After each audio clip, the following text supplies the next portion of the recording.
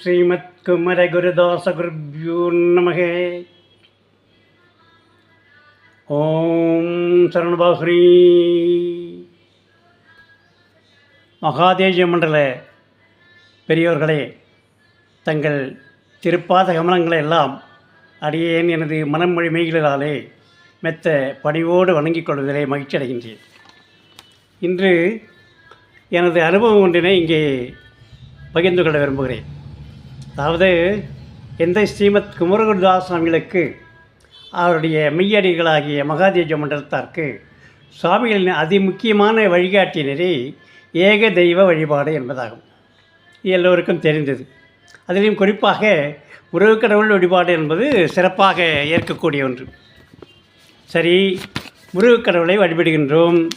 முருகக்கடவுளை வழிபடுதென்றால் திருப்பரங்குன்றத்து முருகனை வருவதா, திருச்செந்தூர் முருகனை வருவதா, திருச்சோலைமலை முருகனை வருவதா, சுவாமிகளுக்கு தகப்பன் சாமியாக இருந்த திருவேரகத்து முருகனை வழங்குவதா, தென்பயணி ஆண்டவனை வழங்குவதா, குன்றுதோறாடல் முருகனை வழங்குவதா என்று சில கேள்விகள், சில ஐயப்பாடு. இதில் எது சிறந்தது, எது உகந்தது என்றெல்லாம் ஒரு ஐயப்பாடு.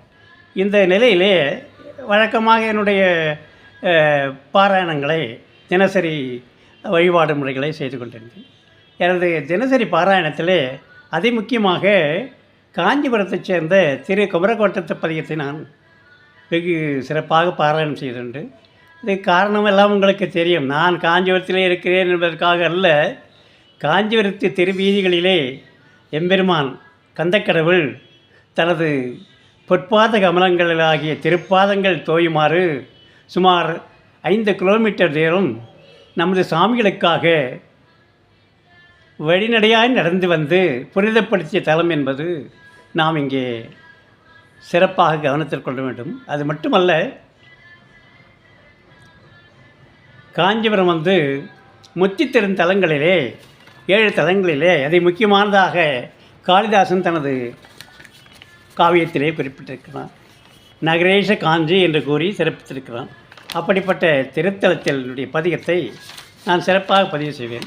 அந்த பதிகத்தினுடைய முதல் பாடல், நீரகங்கொண்ட ஆவர்த்தமிக்கணியா நெருங்கி துகழ்ந்தலாவ நிற்கும் பரங்கிரியும் என்று வருகிறது. அங்கே அந்த குறிப்பிடப்படுவது திருப்பரங்கின்றி மலையை குறிக்கிறார்.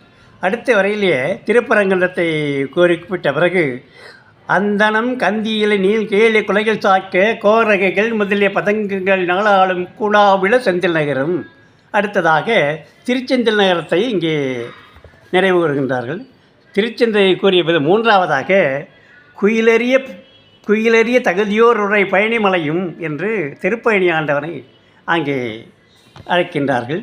பழனி ஆண்டியை விடுத்துட்டு குளிர்ந்த செங்கமலம் அவிழும் ஏரகமும் என்ற வரியிலே சுவாமிகள் நமது தகப்பன் சாமியாகிய முருகக்கடவுளை, திருவேரகத்து கடவுளை அங்கே நிறைவேறுகின்றார். அடுத்ததாக உயிர் குன்றுதோர் ஆடலும் என்று திருத்தணிகை குமரனையும், இறுதியாக புவனமெங்கும் புகழ்ந்து வர இலங்கு வளவு சோலைமலையும் தம்மியினை நெஞ்சினை குடியிருந்து என்று திருச்சோலைமலையை சொல்லி இப்படி 6 மலைகளையும் அடுத்த அறைவனையும் கூப்பிட்டு, ஐயா, நீங்கள் அனைவரும் என்னுடைய உள்ளத்திலேயே குடியிருக்க வேண்டும். அந்த 6 படைவீட்டு முருகனையும் அழைத்து, நீங்கள் அனைவருமே எனது உள்ளத்திலே குடியிருந்து அருள் பாலிக்க வேண்டும் என்று வேண்டுகிறார்கள். இதில் ஒரு முக்கியமாக விஷயத்தை கவனிக்க வேண்டியது என்றால், சாமிகள் விரும்பினாலே போதும் அதை கந்தக்கடவுள் நிறைவேற்றி தருவார். வேண்டுதலே வைக்கும்போது நிறைவேற்றி விட்டு விடுவாரா? அப்படி அது 1 2 வாழ்க்கையிலே எத்தனையோ நிறைவேற்றங்கள் நடந்திருக்கிறது. நம்ம சரித்திரந்தே அறிவோம். சென்னை வருவதற்காக புகைவண்டியிலே ஏறி மதுரையிலே இருந்து பயணித்து கொண்டிருந்த போது சுவாமிகள், ஐயா, நான் சென்னை செல்கிறேன், அது எனக்கு முன்பின் பழக்கம் இல்லாத ஊர், அங்கே யாருமே எனக்கு தெரிந்தவர்கள் இல்லை, நானும் ஆச்சார அனுஷ்டானங்களை சரியாக கடைப்பிடிக்கின்ற நெறி உடையவன், என்ன செய்வேன் என்ற ஒரு ஏக்கத்தோடு, அங்கே வேண்டுதல்களுடன் என்ன செய்வது என்ற ஏக்கத்தோடு அவர்கள் சிந்தித்து வந்தார். அந்த சிந்தனையை அறிந்த கந்தக்கடவுள் அவரை உறங்கச் செய்துவிட்டு, நீ அமைதியாக உறங்கு என்று உறங்கச் செய்துவிட்டு சென்னைக்கு வந்து வைத்தியநாத விதத்திலே இருக்கின்ற ஒரு மெய்யடியார், அந்த தாயாருடைய கனவிலே சென்று சுவாமிகளுக்கு வரவேற்று உபசரித்து பராமரிக்க வேண்டிய வாழ்நாள் கடமையாக ஒரு கட்டளையிட்டிருந்தார். அது மட்டுமல்ல, சென்னை ரயில் நிலையத்திலிருந்து எக்மோரிலிருந்து வைத்தியநாதன் தெரு வர வேண்டுமே, அவர் எப்படி என்ன செய்வார்? அதற்காக ஒரு குதிரை வண்டியும் ஏற்பாடு செய்து அவ்வளவு சிறப்பான ஒரு ஏற்பாடு செய்தவர். அவர் வேண்டியது நான் என்ன செய்வேன் என்று கேட்டார். முருகா எனக்கு வேண்டி இதை ஏற்பாடு செய்து கொள்ளு என்று கூட கேட்கவில்லை. நான் என்ன செய்வேன் என்று ஒரு விழிப்பு அதைத்தான் கேட்டார் அவர். உடனே இந்த ஏற்பாடுகள்லாம் மிக கனகச்சிதமாக கந்தக்கடவுளால் செய்யப்பட்டது. இது மட்டுமல்ல, சாமிகள் ஒரு சமயம் தூத்துக்குடியிலே இருந்தபோது அவருடைய காலிலே கட்டிகள் வந்து உஷ்ணம் தாங்க மிகவும் வருந்தினார். வருந்தபோது வழக்கமாக அங்கே மட்டும் அந்த திருச்செந்தில் ஆண்டவனை நினைவு கொண்டார். ஐயா, இப்படி நான் வருத்தப்படுகின்றேனே, உனக்கு இது திருவள்ளச் சம்மதமா என்று வேண்டினார்கள். அன்று இரவே அந்த திருச்செந்தில் ஆண்டவன் ஒரு ஆங்கில மருத்துவர் உருவிலே வந்து ஒரு மருத்துவ உதவியாளரோடு வந்து அந்த கட்டிக்கு மருந்திட்டு அந்த கட்டினுடைய வருத்தம் தீருமாறு அருளியிருக்கிறார். இப்படி சாமிகள் என்ன நினைத்தாரோ, சாமிகளுக்கு என்ன வேண்டுமோ அதையெல்லாம் கந்தக்கடவுள் தங்கு தடையின்றி காலதாமதமின்றி அப்பப்போது நிறைவேற்றி கற்றுத்தவர். காலுக்கு முள் தைத்திருந்தால் செருப்பு, இப்படி ஒன்றாக இரண்டாவது சொல்லிக்கொண்டே போகலாம், வரலாறே சொல்ல வேண்டியதாக இருக்கலாம். அப்படிப்பட்ட ஒரு கந்தக்கடவுள், முருகா நீங்கள் அனைவரும் என்னுடைய உள்ளத்திலே வந்து குடியிருங்கள், என்னுடைய குறையை நீக்குங்கள், அருள்பாலியுங்கள் எல்லோருக்கும் என்று வேண்டுகின்ற போது அதை நிராகரிப்பாரா? நிச்சயமாக பாம்பன் சாமியுடைய திருவுள்ளத்திலே அந்த கந்தக்கடவுள், அந்த முத்துக்குமரன் குடியிருப்பான், அனைவருக்கும் அருள் புரிவான் என்பது நாம் உறுதியாக நம்பலாம். ஆகவே எனக்கு இருந்த குழப்பம், எனக்கு தெளிவற்ற தன்மை, எந்த குமரனை வணங்குவது, ஏ கடவுளாக எந்த குமரனையும் வணங்குவது என்ற குழப்பமானது மிக தெளிவாக ஒரு விடை கிடைத்தது.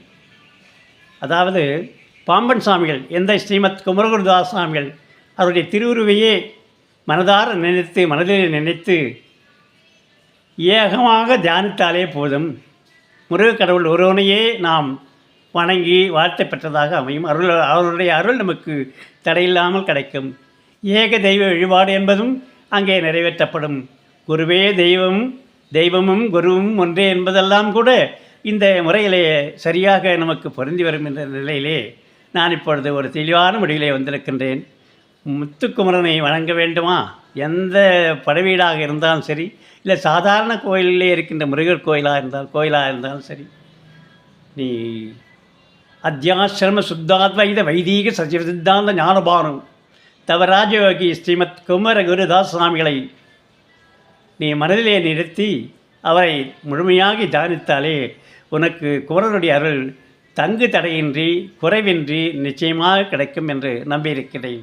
இந்த உணர்வைத்தான் மெய்யடியார்களிடம் உங்களோடு பகிர்ந்து கொள்ள வேண்டும் என்ற எனக்கு ஆவல் இருந்தது. அதனை செய்து முடித்த திருப்தியோடு விடைபெறுகிறேன். நன்றி, வணக்கம். ஓம் ஸ்ரீமத் குமர குருதாச குருப்யூ நமக. ஓம் சரவணபோஹ்ரீம்.